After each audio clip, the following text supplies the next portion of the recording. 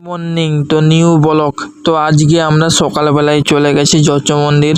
আর তোমরা দেখতেই পাচ্ছ যচ মন্দিরে কেমন ভিউস, মানে কিরকম সুন্দর দেখাচ্ছে সকালবেলাটা। তো তোমরা এরকম ফাঁক দিয়ে কেউ বেড়াও নাকি জানিনি, তো আমি তো সব দিনই এসি এ উপভোগ করতে, যে এত সুন্দর প্রকৃতি আর এত সব সুন্দর সব কিছু দেখতে আমি সকালবেলা প্রত্যেক নিয়ে এসি। তো তোমরা কেউ এসো নাকি জানিনি। তো আমি আজকে তোমাদেরকে কি কি হয়েছে আমার সাথে সব তোমাদেরকে ঘটনা বলবো। তো আজকে আমি এসেছিলাম মায়ের যচ মন্দির, এই সেই যচ মন্দির আবার চলে যাবো বাবা বুড়া শিবের মন্দির। এই যে বাবা বুড়া শিবের মন্দির, বাবা বুড়া শিবের মন্দির, আর আমাদের এটা স্কুল। আর এই বুড়া শিবের মন্দিরের ভিতরেই আমাদের মা দুর্গা ঠাকুর আমাদের তৈরি হচ্ছে এবছর নতুনভাবে, নতুন রূপে, নতুনভাবে। তো এই বছর জানি না কেমন দুর্গা ঠাকুর তোমাদের মনে হবে, তো আমাদের মানে প্রচুর ভালো হচ্ছে এবছর নতুন। এখন থেকেই চালু হয়ে গেছে গণেশ ঠাকুর, কার্তিক ঠাকুর, সব লক্ষ্মী সরস্বতী। আর তারপর আমি চলে গেলাম কাজে। তো কাজে যাওয়ার আগে সাইকেলটা লিক হয়ে গেল, তো তারপর আমি চলে গেলাম দোকান খেতায়। যে দোকানে, এই দোকানটা হচ্ছে তোমার খেতার কোন মোড়ে বসে।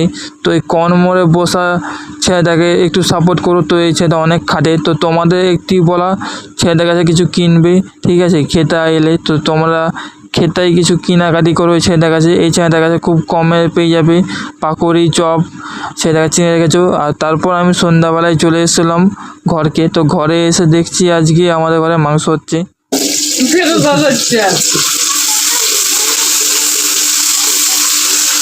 মায়ের হাতে মাংস রান্না করে খেয়েছো কোনো না? তোমার তো 5টা রান্না করতে জানো।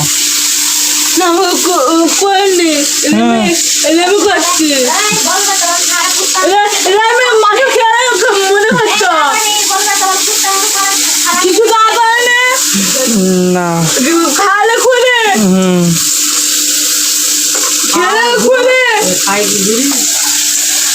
ঘুরে রান্না নেই তো তুমি মানে কেন? তোমার কে শুধু মনে করেছে?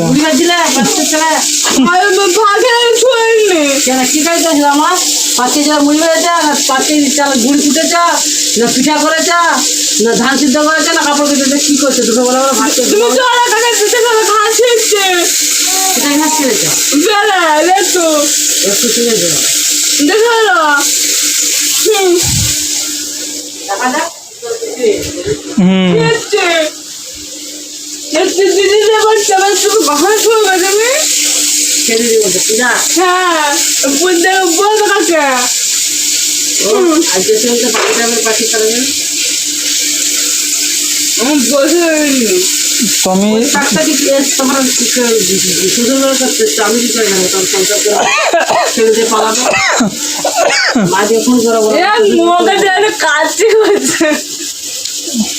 এই তো ঝাঁঝ মাংস।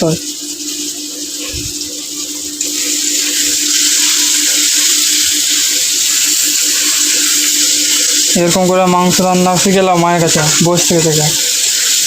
ঘুমাইনি, খাইনি, এসব করলে হবে না, আর শিখতে হবে।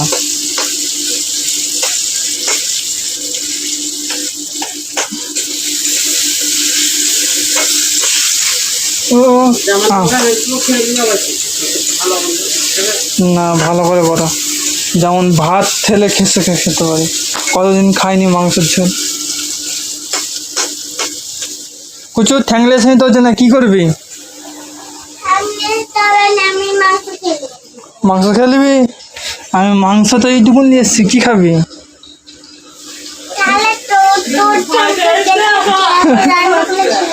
আমার ঠ্যাং খেয়ে নিবি?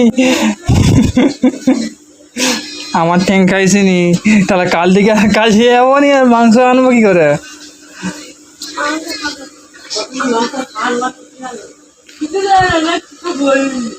ছাড় আনিনি, পয়সা নেবে, সেই তো পয়সা দিয়ে আনতে হবে, যখন মাংসই নিয়ে যাবো।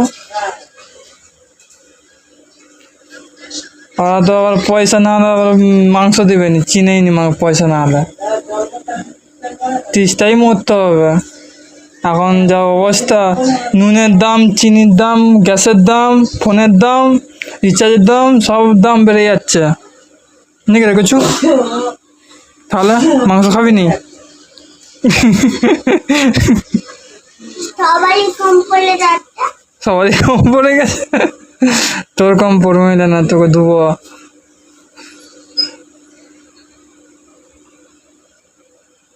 পরে করিনি, আছে জুড়া